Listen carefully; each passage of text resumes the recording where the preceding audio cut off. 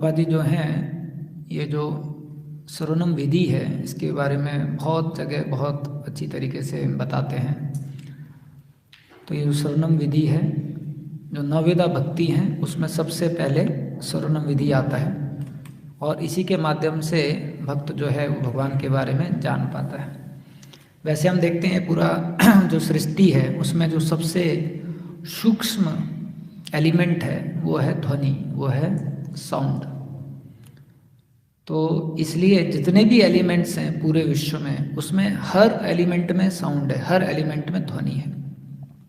तो जब हम देख भी रहे हैं तो हम सुन भी रहे हैं, जब हम स्पर्श भी कर रहे हैं तो हम सुन भी रहे हैं। हर जितने भी तत्व हैं उसमें ध्वनि भी है। तो क्योंकि सबसे सूक्ष्म एलिमेंट है पूरी सृष्टि का, इसका सबसे ज़्यादा डीप इम्पैक्ट भी होता है, सबसे ज़्यादा गहरा इसका प्रभाव भी होता है, क्योंकि ये सबसे ज़्यादा सूक्ष्म है। जैसे कई बार आप देखिए, जब हम कुछ चित्र देखते हैं तो बस कुछ क्षण के लिए कुछ चित्र देखा हम लोगों ने, लेकिन आप देखिए उसका प्रभाव कितना ज़्यादा पड़ जाता है, क्योंकि वो ध्वनि के रूप में बहुत डीप प्रवेश कर देता है। तो ये जो भगवान ने बनाया है, तो आचार्यगण बताते हैं कि पूरी सृष्टि की रचना इसी से होती है, और अगर जीव चाहे तो अपनी पूरी सृष्टि को अंत भी कर सकता है इस ध्वनि के माध्यम से। तो प्रभुपाद जी बताते हैं इसलिए जो ये मौका मिला है हमको श्रवणम करने का, इसको कैसे करना है, हमको सबमिसिवली सुनना चाहिए। हमको बिना कोई चैलेंज किए विनम्र भाव से इस मैसेज को सुनना चाहिए। तो ऐसा विनम्र भाव से क्यों सुनना चाहिए? क्योंकि जो मैसेज है ये ट्रांसेंडेंटल मैसेज है, ये जो मैसेज है ये डिवाइन है, जो भगवान के द्वारा खुद दिया गया है। तो ये मैसेज इस दुनिया का नहीं है, ये परे दुनिया का है, ये दूसरी दुनिया का है। इसलिए इस मैसेज को बहुत सबमिसिवली जो है उसको ग्रहण करना चाहिए। तो शब्द आया है सुसुसुहु, one must be anxious to hear the transcendental message. फिर प्रभुपाद जी लिखते हैं the desire to hear is the first qualification. सुनने की इच्छा रखना ये पहली काबिलियत है अगर कोई प्रामाणिक तरीके से भक्ति जीवन में जुड़ना चाहता है। The desire to hear is the first qualification. हम सबको अनुभव है कि हम भक्ति में कैसे जुड़े, क्योंकि कहीं ना कहीं हमने किसी से सुना, और क्योंकि हम लोगों ने सुना इसलिए हम लोग जो है भक्ति से जुड़ गए। तो पहली काबिलियत है कि ये इच्छा रखना कि मुझे जानना है भगवान कौन है, मुझे जानना है इस दुनिया के परे क्या है, मुझे जानना है इस दुनिया का मकसद क्या है, मुझे जानना है भगवान ने मुझे क्यों बनाया। तो ये जो डिजायर टू हेयर ये पहला क्वालिफिकेशन है।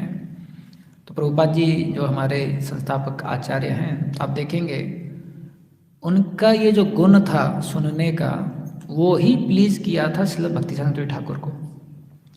तो जब प्रभुपाद जी इलाहाबाद में थे तो प्रभुपाद जी ने बहुत मदद किया था पैसा लाने के लिए, क्योंकि जो गौड़िया मठ है उनको वहाँ पर इलाहाबाद में स्थापना करने के लिए धन की ज़रूरत थी, और प्रभुपाद जी बहुत निपुण थे लोगों से बात करने में, लोगों को मनाने में। तो प्रभुपाद जी जो हैं जाते थे, एक सज्जन के पास में गए थे प्रभुपाद जी, उनको बताया कि ऐसे ऐसे गौड़िया मठ बहुत अच्छा काम कर रहा है, तो आप इनको सहयोग कीजिए। तो उन्होंने उस समय पर कुछ 1000 रुपये दिए थे। फिर प्रभुपाद जी दूसरे सज्जन के पास गए गौड़िया मठ के गुरु भाइयों को लेकर, और उनके पास में जाके उनको बताया कि ये गौड़िया मठ के भक्त हैं, थोड़ा प्रचार करना चाहते हैं, इनका आप सहयोग कीजिए। तो वो बहुत कम राशि निकाल रहा था। तो प्रभुपाद जी तुरंत उनको बोले, आपको पता है शर्मा जी ने इतना दिया है तो तुरंत उसको वो भाव आ गया, अरे उसने इतना दिया तो मैं कम कैसे दे सकता हूँ। तो उसने तुरंत जो है उससे बड़ा धनराशि निकाला।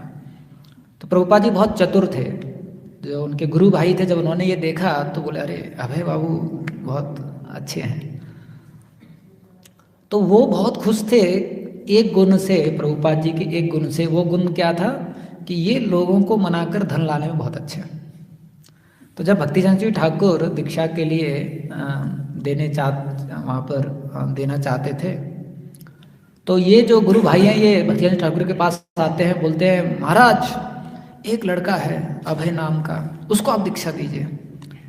तो भक्तियानंद जी ठाकुर कुछ बोले उससे पहले बोलते हैं, आपको पता नहीं है, he is very good in bringing money for Krishna, he is very good in collecting funds. ये बहुत अच्छा धन जो है लाने में अच्छा है। दूसरा उन्होंने गुण जो है देखा था कि प्रभुपाद जी जो है काफ़ी मदद भी करना चाहते थे गौड़ीय मिशन में। तो बता रहे थे कि कैसे बहुत सहयोग करते हैं हम लोगों को।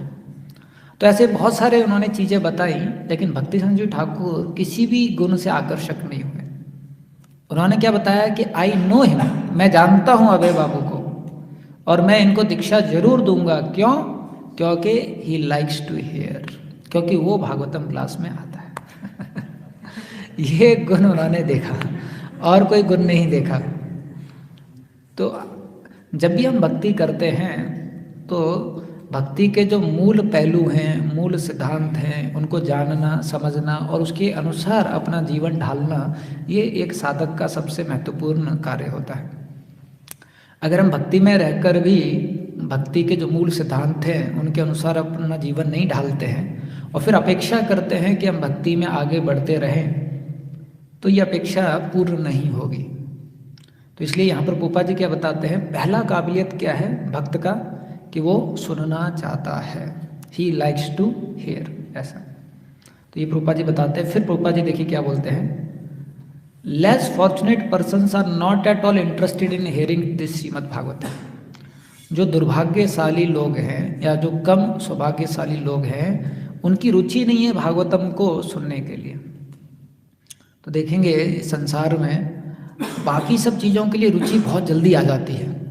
अगर कोई अभी आपको खबर दे दे कि पाकिस्तान ने अभी एक मिसाइल छोड़ा है, तो अभी बैठे बैठे ही लोग चैट जीपीटी पे पूछने लग जाएंगे, भागवतम क्लास में कौन सी मिसाइल छोड़ी, कहाँ गिरी, कब गिरी, मोदी क्या बोल रहा है, योगी क्या बोल रहा है ना। क्योंकि बाकी सब चीज़ों के संदर्भ में रुचि बहुत जल्दी आ जाती है। कहीं पर भी कुछ भी होता है तो भक्त अपडेटेड रहते हैं। किसी भी विषय के बारे में पूछिए तो भक्तों को सारी जानकारी रहती है, लेकिन उन्हीं से ही भागवतम के कुछ विषय के बारे में पूछिए तो चुप हो जाएंगे। ऐसा क्यों? क्योंकि हम बद्ध अवस्था में हैं, तो स्वाभाविक रूप से जो तीनों गुणों के मिश्रण से जो चीज़ें होती हैं उनमें हमारी लालसा ज़्यादा आ जाती है। और जबकि भागवतम क्या बता रहा है, कुछ नया नहीं है। और आप अगर तर्क की दृष्टि से देखेंगे तो कुछ नया भी नहीं है। वही युद्ध होता है, मरते हैं, दुख है, जन्म मृत्यु जरा व्याधि है, लेकिन फिर भी बद्ध अवस्था में उसमें इतना न्यूनेस आता है। देखो ये कैसे मरा, गाड़ी इधर को पलटी, ये देखो कैसे मरा, गाड़ी इधर पलटी। ये देखो कितना अच्छी तरीके से मरा, गाड़ी पलटी नहीं। तो बद्ध अवस्था में उसके प्रति बहुत एक न्यूनेस रहता है। लेकिन ये प्रतीक है कि हम बद्ध अवस्था में हैं और ये प्रतीक है कि हम भौतिक जीवन में ही रहेंगे। जब हमारा आकर्षण इस दुनिया की ध्वनि से है तो हम इस दुनिया में रहेंगे। जब हमारा आकर्षण उस दुनिया की ध्वनि से हो जाएगा तब हम उस दुनिया में जाएंगे। तो जब भक्त है, जब उसका आकर्षण हो जाता है कि मुझे कृष्ण के बारे में सुनना है, मुझे कृष्ण के बारे में जानना है, तब वो उस दुनिया का हो जाता है। जब तक हमारा इस दुनिया की ध्वनि में रुचि रहेगा, इसने क्या किया, उसने क्या किया, ये कौन आ रहा है, वो कौन आ रहा है, ये कहाँ जा रहा है, वो कहाँ जा रहा है, तो क्या होगा, फिर हम यहीं पर रहेंगे। तो इसलिए प्रभुपाद जी बोलते हैं ये बड़े सौभाग्य की बात है कि हमें भागवतम सुनने की इच्छा प्रकट हो जाती है, भागवत सुनने की इच्छा प्रोड्यूस हो जाती है। जो भक्तों का संग है उसमें हमें मिलता क्या है? मुख्य चीज़ जो भक्तों के संग में मिलता है वो है आध्यात्मिक कार्यों के लिए इच्छा। मुख्य चीज़ जो हमको भक्तों के संग में मिलता है कि भगवान की सेवा करने की इच्छा। तो इसलिए बहुत बड़ी चीज़ है। अब देखेंगे हमारे जितने भी आचार्यगण हैं उन्होंने कितना प्रयास किया है ये भागवतम के मैसेज को बचाने के लिए। इससे अगले वाले श्लोक में प्रभुपाद जी बताते हैं कि ये जो फल है ऐसे गिरा नहीं है ज़मीन पर। हमारे आचार्य गणों ने अपना जीवन दिया है इस फल को संभाल के हमारे तक पहुंचाने के लिए। तो आप देखेंगे प्रभुपाद जी का अधिकांश समय किस चीज़ में गया?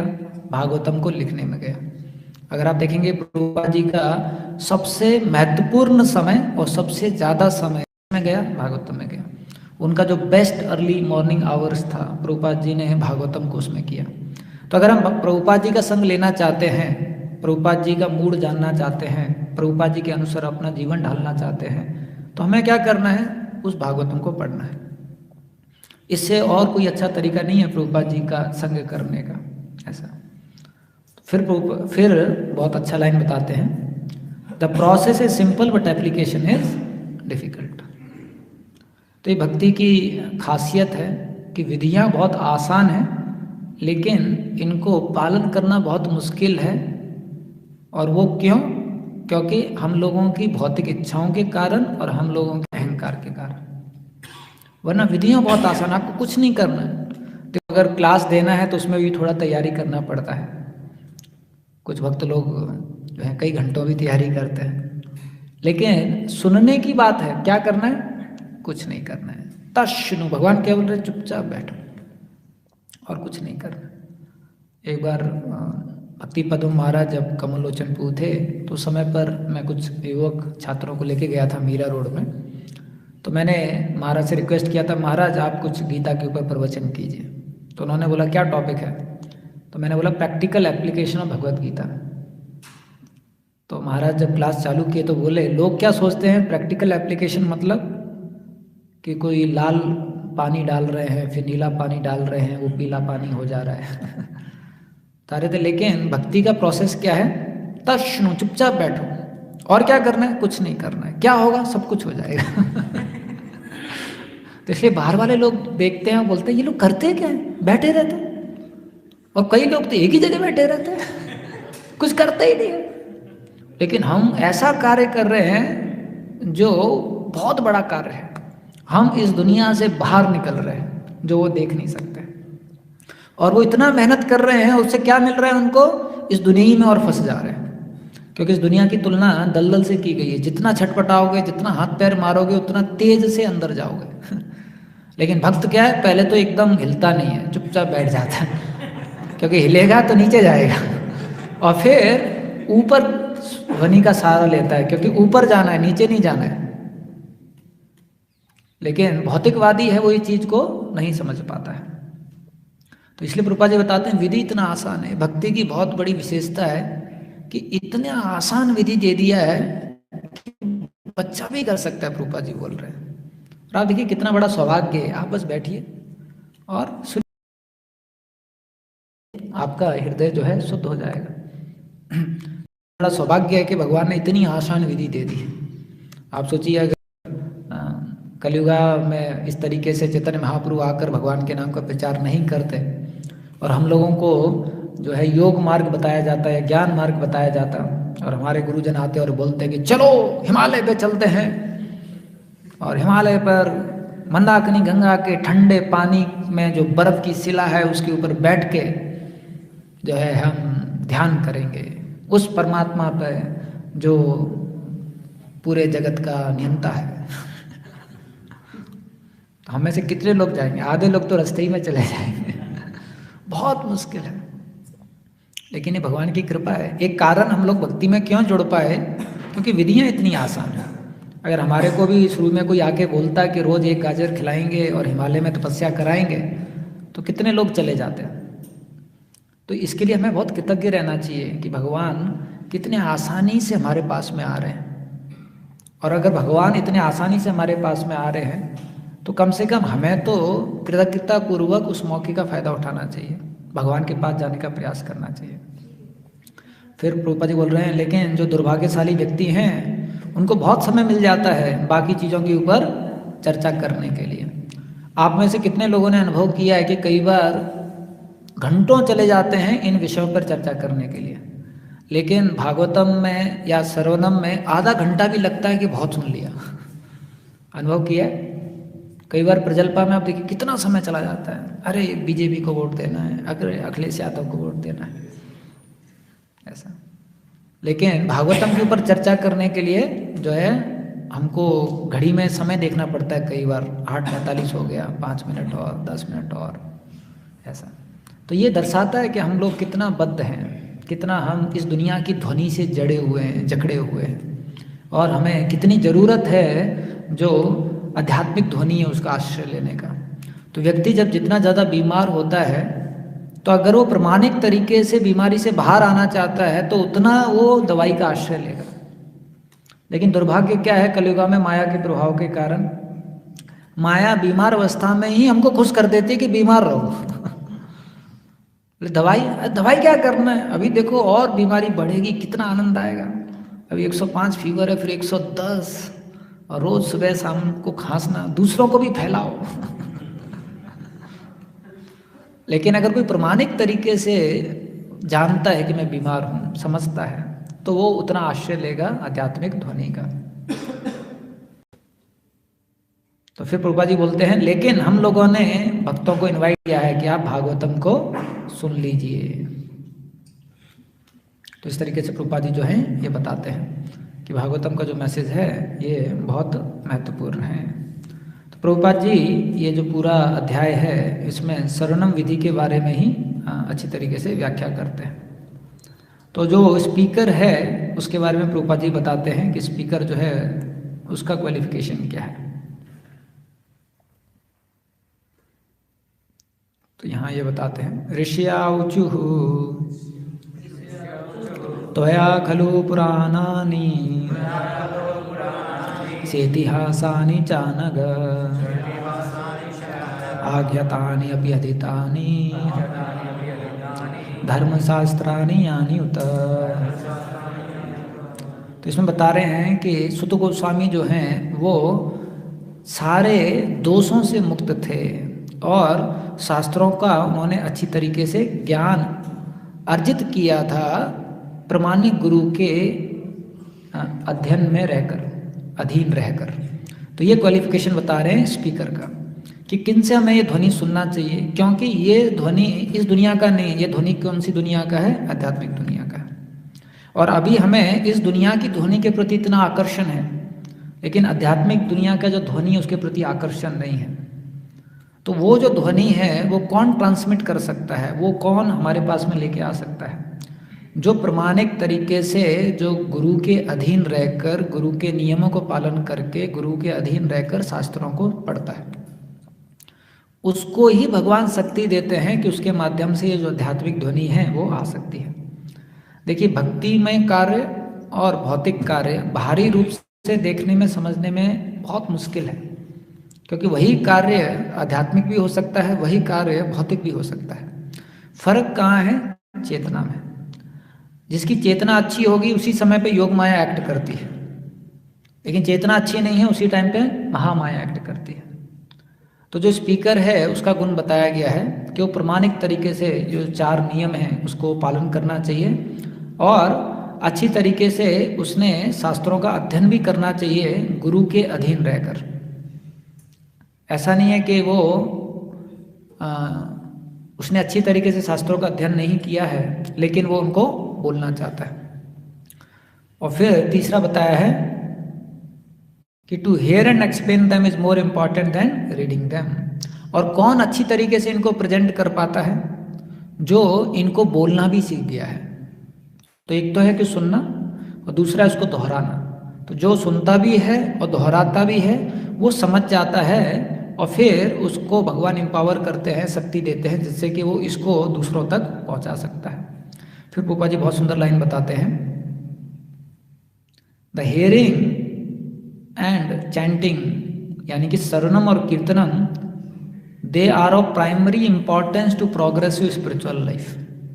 सबसे महत्वपूर्ण चीज क्या है, शरणम और कीर्तनम, आध्यात्मिक प्रगति करने के लिए ये मूल है, ये सबसे महत्वपूर्ण है। प्रभुपाद जी बताते हैं कि जब तक आप ये दोनों विधि करते रहेंगे तब तक ही आप बाकी सेवा भी कर पाएंगे सही चेतना में। अगर ये दोनों विधि हम अच्छी तरीके से नहीं करते हैं तो बाकी सेवा नहीं कर पाएंगे। बहुत सारी सेवाएं हैं लेकिन जो सबसे महत्वपूर्ण सेवा है एक साधक के लिए वो ये दोनों है, शरणम और कीर्तनम, क्योंकि बाकी सेवा भी इसी प्लेटफॉर्म पे निर्धारित करती है कि आपका शरणम कैसा है और आपका कीर्तनम कैसा है। कई बार हो सकता है हम बाकी सेवाओं में अपराध करने लग जाएं अगर हमारा शरणम और कीर्तनम अच्छा नहीं है। तो जो सेवा हमको कृष्ण के पास में लेके जानी चाहिए वो सेवा क्या करेगी, हमको कृष्ण से दूर लेके चली जाएगी, क्योंकि हमारा शरणम कीर्तनम अच्छा नहीं है। तो इसलिए इन दोनों को सबसे महत्वपूर्ण बताया गया है कि शरण और कीर्तन है, ये सबसे महत्वपूर्ण है एक साधक के लिए। और फिर बताया है कि किस प्रकार से ये जो सूत गोस्वामी हैं उन्होंने सारे प्रकार के सिद्धांत भी अच्छी तरीके से समझे हैं, क्योंकि उन्होंने सुखदेव गोस्वामी से सुना था। और फिर उनके इंटरनल क्वालिटीज बताते हैं। वेत्वं सौम्य तत्सर्वं तत्वतस्तद अनुग्रहात् गुरुय स्निग्धस्य शिष्यस्य गुरुवो गुह्यम् अपि उत। तो यहाँ बताए हैं कि ठीक है, एक तो है कि आपने अच्छी तरीके से सुना, आपने बहुत कुछ पढ़ा, लेकिन अब आपके अंदर शक्ति कैसे आ रही है कि आप ये दोहरा सकते हो। तो बताया है क्योंकि आप विनम्र थे, और दूसरा क्योंकि आप ऐसे थे, आपके गुरुजनों ने आपको कृपा दिया है, इसलिए अब आप इस मैसेज को दूसरों तक पहुंचा सकते हैं। तो भक्ति जीवन में भी कई बार ऐसा देखने को मिलता है कि भक्त लोग जो हैं बाहरी क्रिया जो होती हैं उनको कॉपी करना चाहते हैं। वो मैं भी क्लास देना चाहता हूँ, वो मैं भी ये करना चाहता हूँ, लेकिन जो उसके आंतरिक सिद्धांत हैं उसको नहीं समझ पाते हैं। तो एक बार भक्ति रस समेत महाराज जो हैं वृंदावन में थे, एक नया लड़का आया था वृंदावन मंदिर में। तो महाराज को क्लास सुना उसने, तो उसके बाद में महाराज के पास आया और बोला, महाराज मैं भी मंदिर में रह के कुछ सेवा करना चाहता हूँ। तो महाराज खुश हो गए। उस समय पे तो कोई भक्त आते नहीं थे। तो महाराज ने बताया, हाँ क्या सेवा करोगे? मैं, महाराज वो आसन है ना, उस पर बैठ के क्लास दिया करूँगा। वो पहला दिन था उसका। तो कई बार भारी रूप से लोगों को लगता है, अरे देखो सब लोग चुपचाप सुन रहे हैं, कितना अच्छा है, मैं भी बोलूँगा। लेकिन ये भूल जाते हैं कि हमें अपने गुरुजनों को प्रसन्न करना है, उनसे अच्छी तरीके से सुनना है, तब कृष्ण भगवान हमको शक्ति देंगे। और जितना भगवान हमारे को शक्ति देंगे उतना हम दूसरे के हृदय को स्पर्श कर सकते हैं। या आंतरिक सिद्धांत नहीं सीखेंगे तो बहुत लोग क्लास देते हैं, यूट्यूब भरा पड़ा है अभी तो, लेकिन हृदय परिवर्तन नहीं होगा। तो इसलिए जो आंतरिक सिद्धांत है ये जानना बहुत ज़रूरी है कि गुरुजनों को जो प्रसन्न किए हैं और जो उनकी कृपा प्राप्त किए हैं। तो प्रभुपाद जी बहुत सुंदर लिखते हैं तात्पर्य में कि आध्यात्मिक जीवन में प्रगति का मतलब क्या है, जब हम अपने गुरु को प्रसन्न करते हैं और उनकी प्रमाणिक ब्लेसिंग्स लेते हैं। और जब हम उनको प्रसन्न करते हैं उसी से हम भगवान को प्रसन्न कर पाते हैं। अगर उनको हम प्रसन्न नहीं करते हैं तो हमारा आध्यात्मिक जीवन व्यर्थ हो जाएगा। तो ये सुत गोस्वामी की काबिलियत थी कि उन्होंने गुरुजनों को प्रसन्न किया था। अब कोई पूछ सकता है कि जितना हम लोगों ने पढ़ा है सुना है कि सुत गोस्वामी ऐसा किए क्या उन्होंने सौम्यपन दिखाया अपने गुरुजनों के प्रति। तो जितना इनके बारे में लिखा है तो उसमें आप देखेंगे वो आगे बैठकर बस सुने, आगे बैठकर में तरीके से बिना चैलेंजिंग एटीट्यूड के वो सुने। हिज होलीनेस राधा गोविंद महाराज जी बताते हैं कि जब सुखदेव गोस्वामी कथा दे रहे थे तो सुत गोस्वामी थोड़ा सा पीछे बैठे थे और सुखदेव गोस्वामी को पता था कि आगे चल के भागवतम इन्होंने बोलना है। तो सुखदेव गोस्वामी सुत गोस्वामी को बोलते हैं आप इधर आ जाइए, और उनको बिल्कुल पास में बैठाते हैं। और सुत गोस्वामी जैसा उन्होंने सुखदेव गोस्वामी ने बताया वैसा बैठ जाते हैं और सौम्य तरीके से सब चीज़ों को सुनते हैं। और इस गुण के कारण सुखदेव गोस्वामी बड़ा खुश हो जाते हैं कि अरे बहुत अच्छी तरीके से सुनता है। तो ये बहुत बड़ा गुण है कि अच्छी तरीके से सुनना।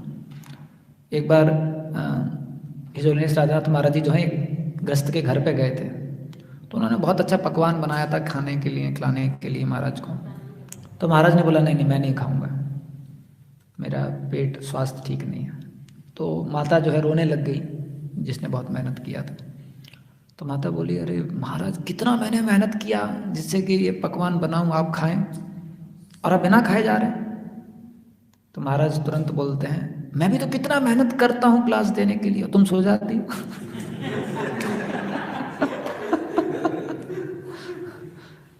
तो ये सही में गुरु को प्रसन्न करता है। आप देखेंगे प्रभुपाद जी अपने गुरु को कैसे प्रसन्न किए, जब वो थे इस धरातल पे सिर्फ सुन के। उस समय पे उन्होंने कोई किताब प्रिंट नहीं की, उस समय पे उन्होंने कोई प्रचार नहीं किया, उस समय पे बस उन्होंने सुना। और भक्ति संस्कृति ठाकुर जब उस गुण को देखे उससे कि कि ये सुनने में रुचि रखते हैं। सुत गोस्वामी आप देखें तरीके से किस क्वालिटी से वो अपने गुरु को प्रसन्न किए, सुन के, क्योंकि वो सौम्य तरीके से आगे बैठे थे और गुरु की बात को सुन रहे थे। ऐसा है, तो ये छोटी बात नहीं है। कई बार भक्ति में जो छोटी बात है उनको हम बड़ी मान लेते हैं, जो बड़ी बात है उनको हम छोटी मान लेते हैं, क्योंकि हम उतने बड़े नहीं हैं, हम छोटे हैं।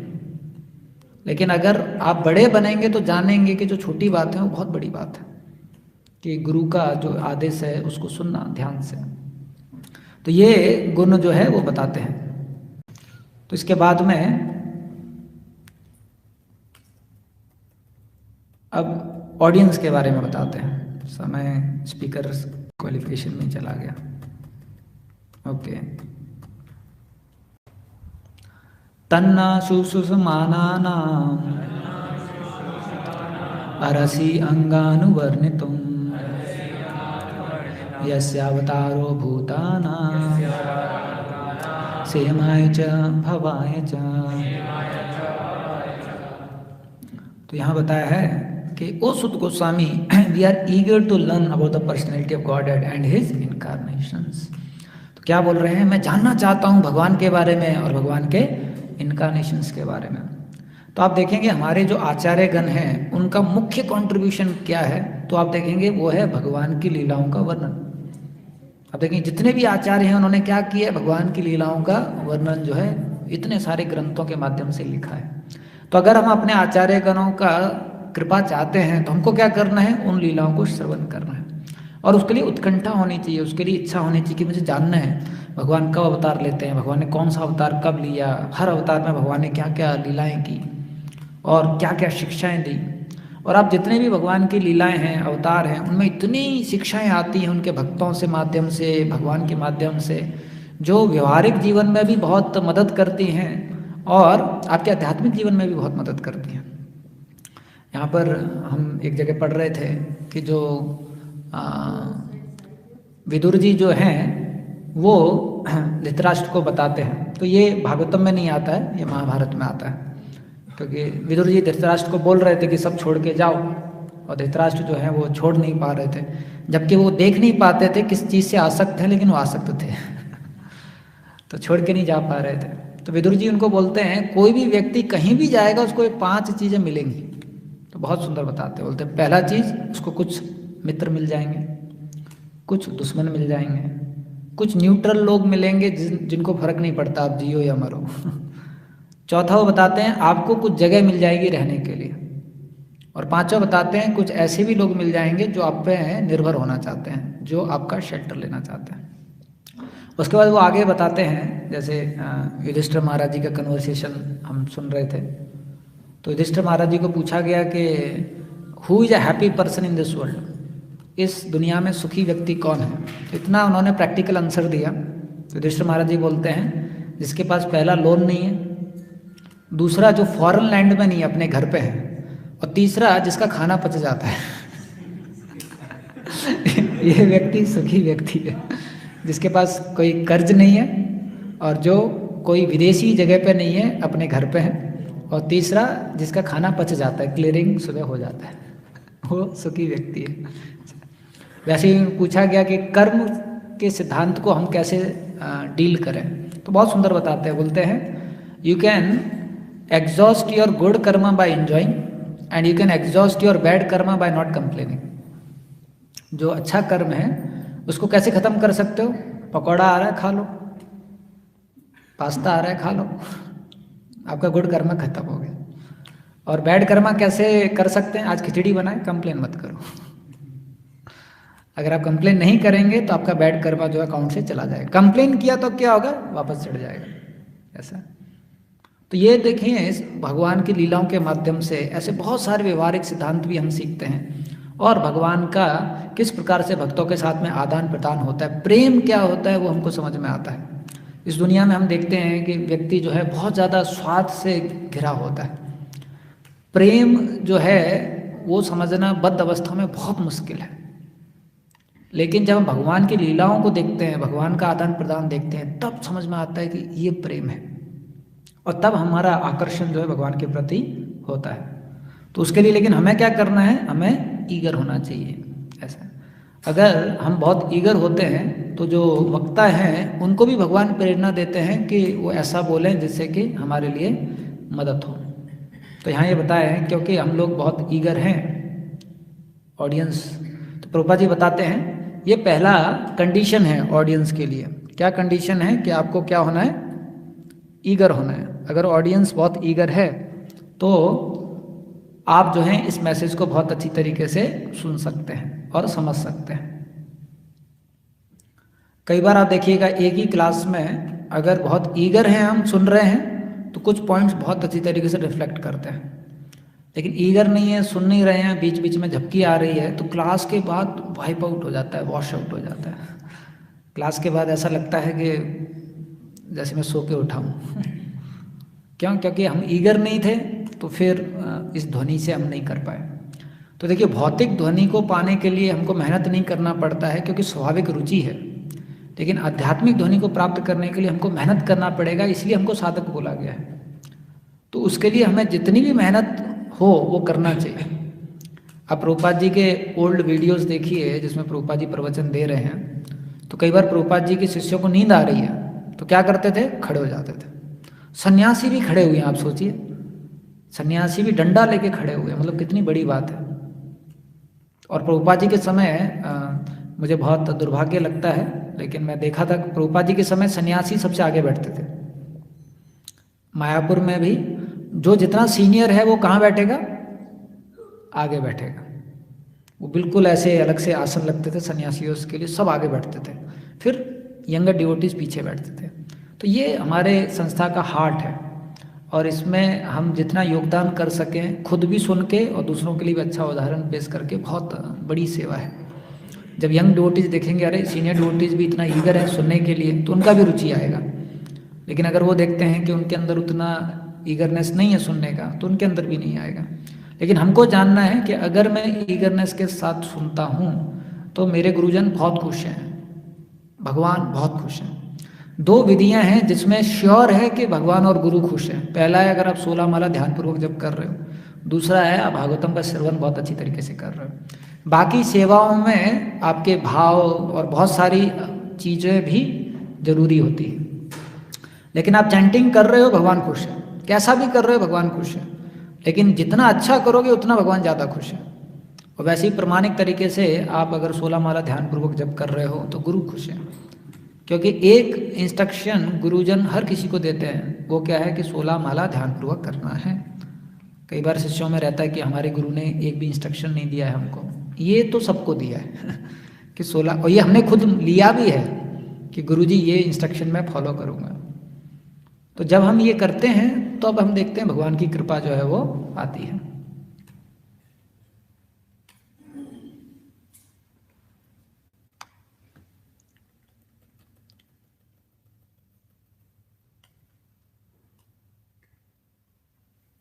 उसके बाद में ये श्लोक बोलते हैं, को वा भगवतस्तस्य पुण्य श्लोकेद्य कर्मणः शुद्धिकामो न शृणुयात् यसा कलिमलापहम्। तो यहाँ बताया है कि कौन है जो कलियुगा को पार करना चाहता है, कलियुगा के लक्षणों से बचना चाहता है, लेकिन भगवान का गुणगान नहीं सुनना चाहता है। अगर कोई कलियुगा के लक्षणों से बचना चाहता है, कलियुगा के संसार को पार करना चाहता है, तो सबसे महत्वपूर्ण चीज़ क्या है, भगवान के गुण को सुनना।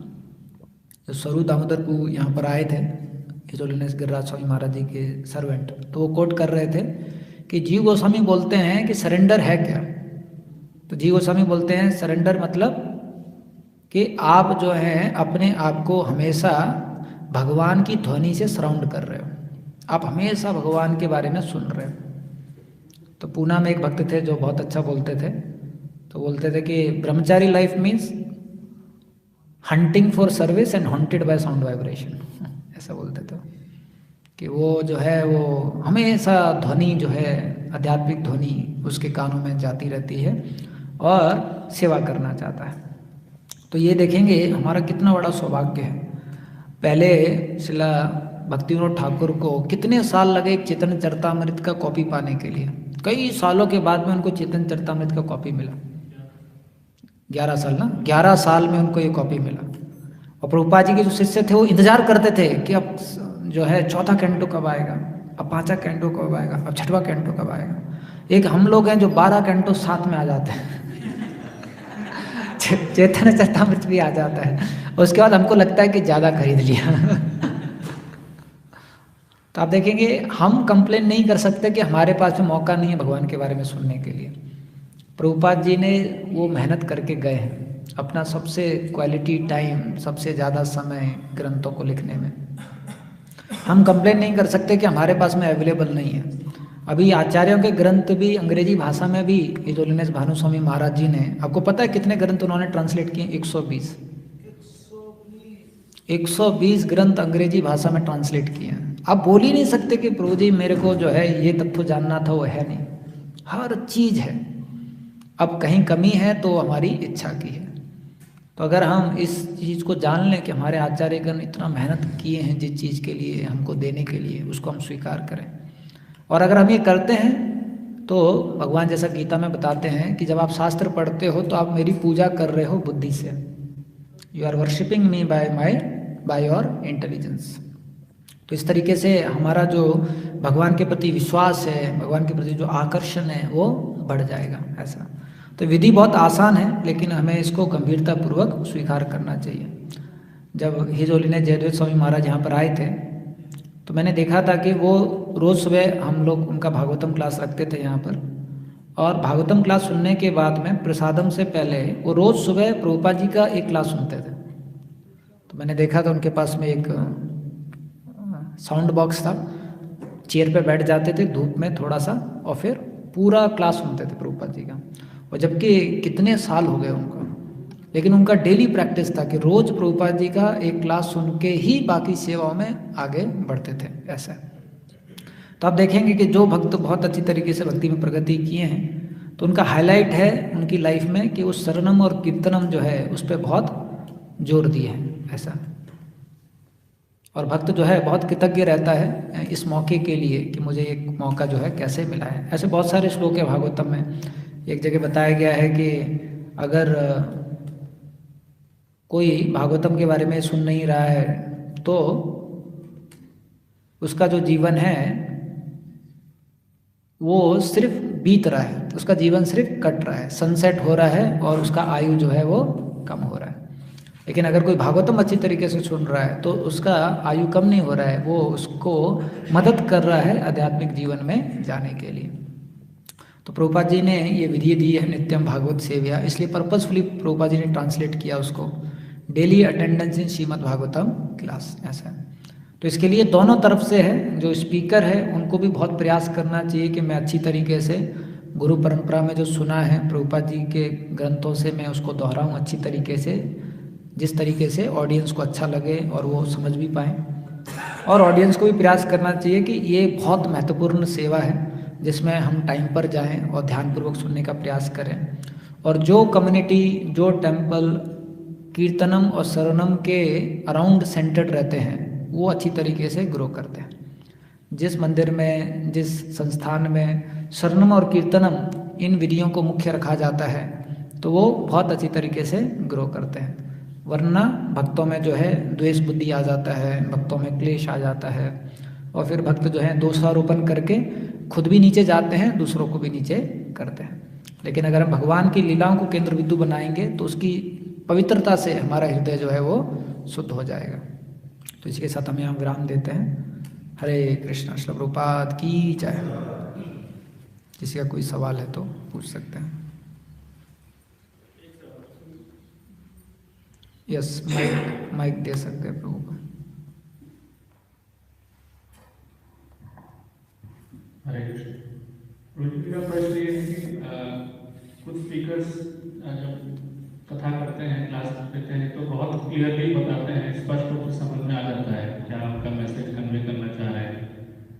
लेकिन कुछ लोग को सुन के ऐसा लगता है कि वो क्या बोल रहे हैं, तो गोल गोल घुमा रहे हैं, लेकिन कुछ समझ में नहीं आ रहा। हालांकि शास्त्र से बोलते हैं लेकिन उनका थीम या तो थीम वो क्लियर नहीं कर पा रहे हैं, तो समझा रहे हैं वो क्या होता है कि इधर उधर से कोट करते हैं, बहुत ज़्यादा पढ़ के आए लेकिन समझा नहीं पाते, तो उसकी वजह से थोड़ा सा जो है स्पीकर के प्रति रिस्पेक्ट नहीं आती है, प्लस टॉपिक भी क्लियर नहीं होता।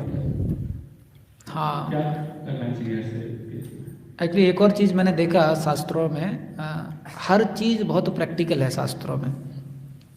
तो आप देखेंगे शास्त्रों में राजा किनको बनाते थे? जिनकी काबिलियत होती थी दोनों, आध्यात्मिक भी और भौतिक भी, क्योंकि तभी लोग उसको राजा के रूप में देख सकते हैं। मानो युद्ध हुआ, राजा डर के छुप गया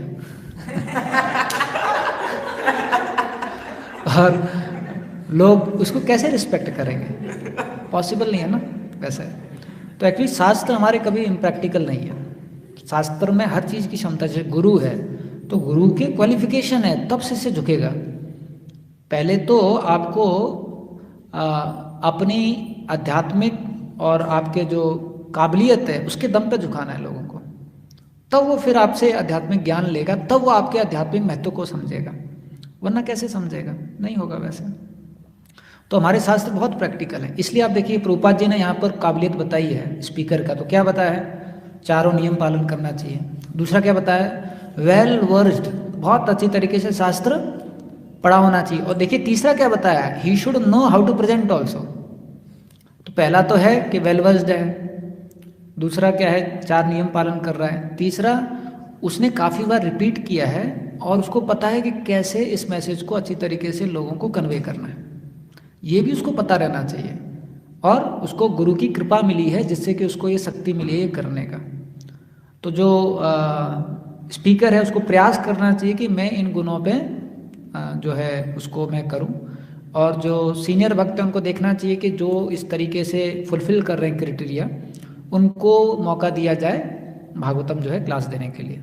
और बाकी जो हैं वो सुन सुन के या छोटे लेवल पे कहीं पर दे के ट्रेन हो सकते हैं पहले, और फिर उनको मौका दिया जाए क्लास देने का, क्योंकि ये बहुत महत्वपूर्ण सेवा है। तो इसमें दोनों का बहुत ज़रूरी है, स्पीकर भी अच्छी तरीके से प्रिपेयर करके आए और गुरु परंपरा के अनुसार बोले, और ऑडियंस भी सम्मानपूर्वक जो है उसको ग्रहण करे।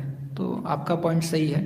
लेकिन अगर हम किसी ऐसी स्थिति में हो जाते हैं कि मानो कोई स्पीकर है और हमको समझ में नहीं आ रहा है, तो देख सकते हैं वो कुछ भागवतम का श्लोक ट्रांसलेशन और परपोर्ट जो है खुद पढ़ सकते हैं और उसको समझने का प्रयास कर सकते हैं ऐसा।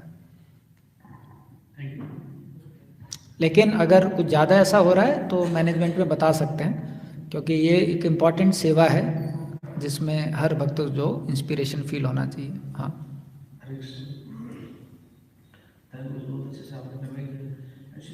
जैसे कई बार क्लासेस हम सुनते हैं उसमें कोई इम्पोर्टेंट मैसेज हमें मिलता है, तो वो हम उस पर सोचना विचार कंटेम्पलेट करना होता है, लेकिन क्लास से निकलते ही भक्त लोग हंसी मजाक ये वो हुल्लड़ वाले शुरू कर देते हैं, सब भूल जाते हैं और सब बहुत ज़्यादा ये होने लगता है। तो वो उसको मेंटेन करना जरूरी है, उसको कैसे किया जाए? हाँ, देखो एक चीज़ है, साधक अवस्था में ये बहुत थोड़ा सा एक ऐसा विचार हमारा रहता है कि बाकी लोगों की वजह से हमारा भक्ति रुक रहा है। ये बहुत गलत विचार है। साधक स्तर पर हमेशा हमको ऐसे ही लगता है कि देखो वो ऐसा कर देते हैं, वो वैसा कर देते हैं, क्लास में ऐसा हो जाता है, क्लास में वैसा हो जाता है। देखिए भक्ति एक ऐसा चीज़ है जिसको कोई नहीं रोक सकता है। भक्ति एक ऐसा चीज़ है, अगर आप करना चाहते हो तो हर स्थिति में भगवान आपको बुद्धि देंगे और आपको समझ देंगे कि आप कैसे कर सकते हो। तो पहले हमको खुद सिंसियर भक्त बनना है। अगर आप सिंसियर भक्त बनोगे तो फिर आप देखेंगे उसी के अनुसार आसपास में भी वैसा हो जाएगा। जैसे मेरे पिताजी जो हैं पहले हमारे घर में भक्त नहीं थे, तो लोग आते थे, स्मोकिंग वगैरह भी करते थे। अब पिताजी भक्त बन गए तो वो सारे लोग आना बंद कर दिए। क्यों? क्योंकि उनको पता है यहाँ मिलेगा नहीं। अब जैसे सुबह जप का है, आप जप कर रहे हो, मानो कि कोई भक्त जो है वो यहाँ पर आ रहा है, कुछ उसको कुछ पूछना है या कुछ जानना है, जो भी है, तो किस भक्त को डिस्टर्ब करेगा आप बताओ? जो ध्यान पूर्वक जप नहीं कर रहा है, जो उस भक्त को देखते ही ऐसा बोल रहा है, पूछो हाँ क्या है, बोलो बोलो क्या है। तो उसको डिस्टर्ब करेगा। तो अगर कोई हमको डिस्टर्ब कर रहा है यानी कि हमने वैसी स्थिति में अपने आप को ढाला है कि आओ मुझे डिस्टर्ब करो। अगर हम अच्छी तरीके से करेंगे तो नहीं होगा। आप देखेंगे कुछ भक्त हैं जो बहुत सीरियस होते हैं, तो उनके पास जाने से पहले ही सुपर सोल हमारे मन में बोल देता है थोड़ा दूर रहो, है ना। तो हमें क्या करना है, अपनी प्रामाणिकता बढ़ाना है। अगर हम अपनी प्रामाणिकता बढ़ाएंगे तो भगवान सब व्यवस्था कर देंगे। किसी चीज़ में कमी नहीं है, कहीं पर भी कुछ कमी नहीं है। कमी एक ही जगह है, वो है हमें। प्रभुपाद जी ने इतने ग्रंथ दिए हैं, उसको पढ़ाई करो। प्रभुपाद जी ने सेवा का मौका दिया है, सेवा करो। एक प्रामाणिक भक्त बनने का प्रयास करो। आप देखेंगे पूरा जो भी आपको दोष लग रहे हैं वही दोष आपको गुण के रूप में दिखाई देंगे। ठीक है। जैसे कि आपने बताया कि भक्ति में हमको उन्नति अगर करना है तो हमें श्रवण कीर्तन ज़्यादा करना है। तो जैसे कि चैंटिंग करना भी कीर्तन है, या तो बताते मंदिर में जो सेवा करे वो भी कीर्तन है। तो रियल में क्या करताल बजा के कीर्तन करना वही वही वही कीर्तन है कि सभी कीर्तन? हाँ, तो प्रभुपाद जी ने क्या है, बैलेंस दिया है हम लोगों को। तो आप 16 माला एक जगह बैठकर ध्यान पूर्वक आँख खोल के बिना सोए जप करो। ठीक है। और रोज सुबह भागवतम का 1 घंटा श्रवण करो। ये दोनों करने के पश्चात बाकी समय अगर आपको कीर्तन करने का सेवा दिया गया है मंदिर में तो कीर्तन कर सकते हैं, या कोई और सेवा दिया गया है मंदिर में आपको तो वो आप सेवा कर सकते हैं, वो भी कीर्तन में आएगा। ठीक है। और उसके साथ में बीच में कुछ समय निकालो जिससे कि आप 1 घंटा कम से कम प्रभुपाद जी के ग्रंथ पढ़ो। तो अगर आप ये ऐसा करेंगे तो वो सेवा भी अच्छी तरीके से हो जाएगा और ये सेवा भी अच्छी तरीके से हो जाएगा। ठीक है। तो बैलेंस तरीके से हम कर सकते हैं। जैसे ने प्रश्न पूछा था और उसका पहला प्रश्न था, तो दूसरे प्रश्न जैसे पहले प्रश्न में था we should always take this case to management, ऐसा लगता है। लेकिन दूसरे केस में जैसे मुझे बता रहे थे भागवतम को इतना अच्छा सुन के लगा हमें क्लास वी शुड डिस्कस आध्यात्मिक चीजें, लेकिन वो शुरू हो जाता है हंसी मजाक प्रसाद में निष्ठा गोष्ठी शुरू हो जाती है। तो उस केस में भी मैनेजमेंट को बताना जरूरी है क्योंकि वो कल्चर बन गया। अगर ऐसा कल्चर बनता जा रहा है भागवतों के पास जस्ट वेट करते नहीं, वो तब हो सकता है जब सबको लग रहा है, लेकिन अगर एक ही जने को ऐसा लग रहा है तो जरूरी नहीं है कि वो कल्चर है। पहले केस में भी ऐसा हो सकता है ना? नहीं, तो पहले वाले केस में तो क्या है, मैनेजमेंट ने स्पीकर को बिठाया है आसन पे। दूसरे वाले केस में मैनेजमेंट तो भेज नहीं रहा है किसी भक्त को उनके पास कि भैया आप जाके इनसे प्रजल्पा करो। करेक्ट ना? हाँ, तो अगर कल्चर वो सबको हो रहा है तो बताना चाहिए, वो तो नेचुरल है, इष्टा गोष्ठी इसीलिए होता है। लेकिन कई बार 1-2 ही भक्त को लग रहा है तो यानी कि वो हो सकता है कि उनको ज़्यादा सुधार करना है। लेकिन आसन पे बिठाना ये तो मैनेजमेंट का है काम उस सेंस में। ठीक है। यस पवन को माइक पर। जैसे आप बता रहे थे कि और सबसे बड़ा प्रैक्टिकल है कि हम सुने, बस एक जगह बैठ के सुनते हैं। लेकिन कभी कभी हम ऐसा पर्सनली फील करते हैं कि कुछ भागवतम कुछ लोग जब क्लास देते हैं कुछ ड्यूटीज तो बहुत एक्स्ट्राऑर्डिनरी क्लास रहती है, ऐसा लगता है कि कुछ भी बिल्कुल मिस आउट नहीं होना चाहिए। ऐसा बहुत बार फीलिंग आती है कि बहुत सारी ड्यूटीज जब क्लास देते हैं तो एक फुटी मेंटलिटी सी डेवलप होती है कि एक भी वर्ड छूट में ना पाए। तो आपको जो बता रहे हैं कि आराम से बैठने के बजाय पूरा दिमाग होता है कि इसका वर्ड पूरा कैच करके सब लिख लें और बार बार वही सुनते रहें, दूसरों को जाकर रिपीट करें।